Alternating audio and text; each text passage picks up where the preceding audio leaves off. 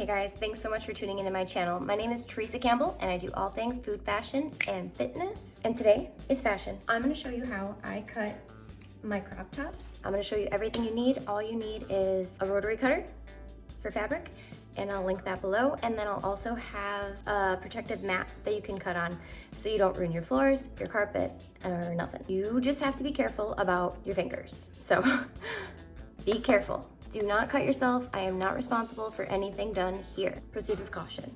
Make sure you start on some scrap items. You don't wanna go for your item that you're super excited about, because it helps to get the right length and all that stuff. Make sure that you leave an extra bit of room before you go cutting. You can always cut more, remember that.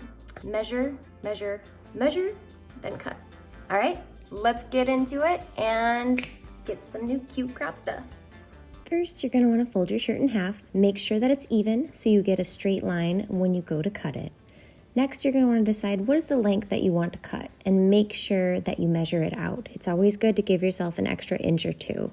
I love this guided board because it helps me measure perfectly. When you go to make the cut, it helps to loosen up the rotary knob so it glides smoothly. Watch your fingers and look at where you want to cut so you end up cutting that direction. Don't look at where you are, look at where you want to be. Practice the pressure so you know exactly how much you need to get through the garment. Once you do that, you're all set. Next time, I'd probably actually want it to be the same length as my sleeve.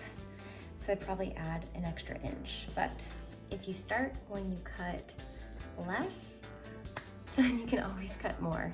I didn't follow my own rules and I cut a little bit too much, too quick. But that's all right. I still love how this looks.